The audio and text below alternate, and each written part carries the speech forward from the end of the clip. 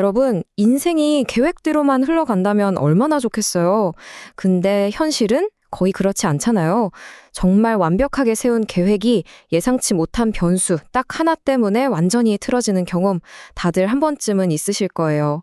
자, 그래서 이번 시간에는요, 바로 이런 예측 불가능한 세상에서 우리를 지켜줄 아주 새로운 사고방식에 대해 이야기해 보려고 합니다. 한번 생각해 보세요. 여러분의 그 완벽했던 계획이 현실이랑 딱 부딪혔을 때 어떤 일이 벌어지나요? 아마 머릿속이 하얘지면서 당황하거나 아니면 어떻게든 원래 계획을 되돌리려고 애쓰다가 더 큰 혼란에 빠졌던 경험? 다들 있으시죠? 사실 이럴 때 이 혼돈 속에서는요, 우리가 평소에 그렇게 의지하던 그 질서정연한 사고방식 있잖아요. 그게 오히려 우리의 생존에 가장 큰 약점이 될 수 있다는 겁니다. 위기 상황에서는요, 진짜 완전히 다른 종류의 생각이 필요한 거죠. 자, 그럼 본격적으로 이 두 가지 정말 정반대되는 사고방식을 비교하면서 새로운 생존 전략을 한번 파헤쳐보겠습니다. 바로 질서사고와 혼돈사고입니다. 먼저 질서사고부터 한번 볼까요? 이건 우리 대부분에게 아주 익숙한 방식일 거예요. 충분한 계획과 통제를 통해서 미래를 예측하고 또 관리할 수 있다는 그런 믿음이죠. 이 사고방식의 핵심은 딱 하나, 바로 계획을 고수하는 것에 있습니다. 반면에 혼돈사고는 이건 완전히 다릅니다. 예측 불가능하다는 걸 그냥 받아들이고 즉흥적으로 위기를 헤쳐나가는 아주 유연하고 적응적인 사고방식이죠. 과거의 계획이나 미래에 대한 불안이 아니라 바로 지금 이 현재 순간에 집중하는 거예요. 이 표를 보시면 두 사고방식의 차이가 확 느껴지실 거예요. 한번 보세요. 질서사고는 고정된 계획에 의존하죠. 반면에 혼돈사고는 필요에 따라서 즉흥적으로 대응합니다. 또 질서사고가 과거랑 미래에 얽매였을 때 혼돈사고는 철저하게 현재에 집중하고요. 이게 뭐랄까, 마치 지진이 나서 땅이 갈라지고 있는데 찢어진 지도를 붙들고 길을 찾으려는 사람이랑 지금 당장 발 디딜 안전한 곳을 살피는 사람의 차이 같다고 할까요? 결국 질서사고는 예상치 못한 상황이 닥치면 그냥 압도되어 버리지만 혼돈사고는 그 혼란 속에서 오히려 기회를 찾아내는 거죠.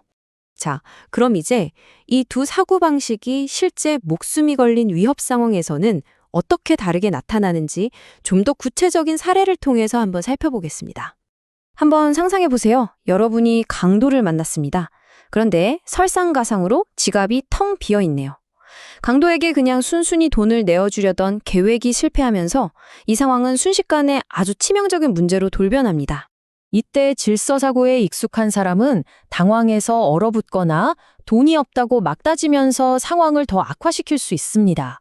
자, 그렇다면 혼돈사고를 하는 사람은 어떻게 할까요? 바로 이렇게 말하는 겁니다.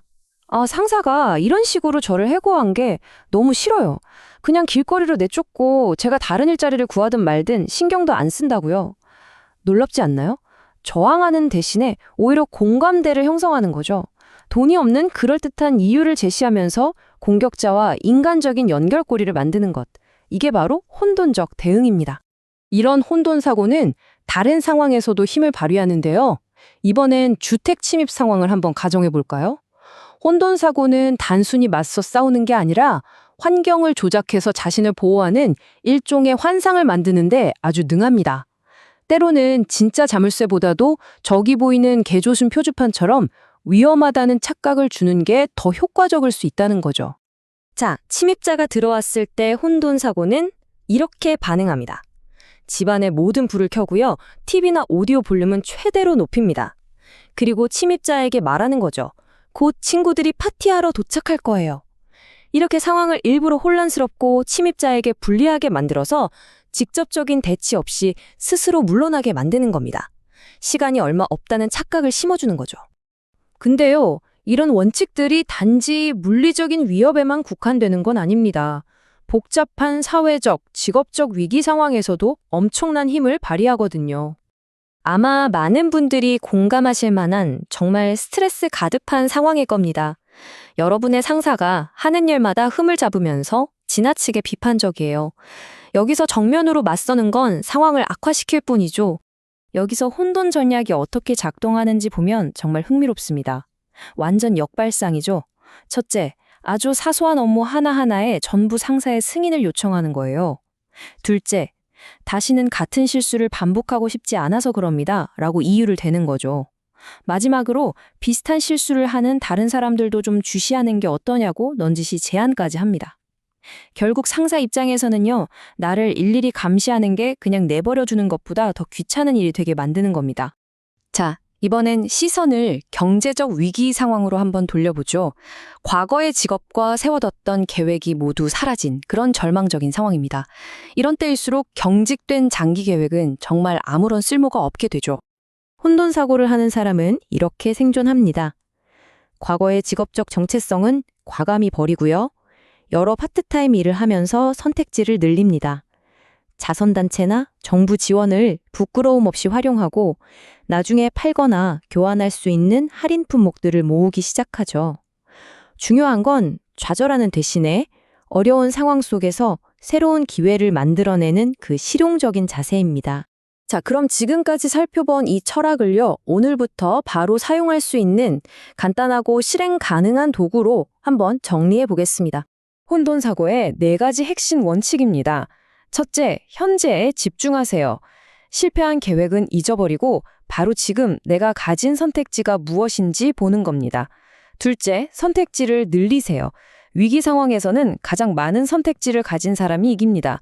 항상 대안을 찾아야 해요. 셋째, 혼란 속에서 기회를 찾으세요. 그 혼돈을 이용해서 착각을 일으키거나 상대의 주의를 분산시키는 거죠. 그리고 마지막으로 대립하지 말고 상황을 완화하세요. 목표는 누가 옳은가를 따지는 게 아니라 살아남고 이기는 겁니다. 창의적인 길이 있다면 정면 충돌은 피하는 게 현명하죠. 세상은 앞으로도 결코 더 예측 가능해지지 않을 겁니다. 그렇다면 질문은 이것 하나입니다. 여러분은 세상에 맞춰서 더 적응력 있는 사람이 되실 건가요?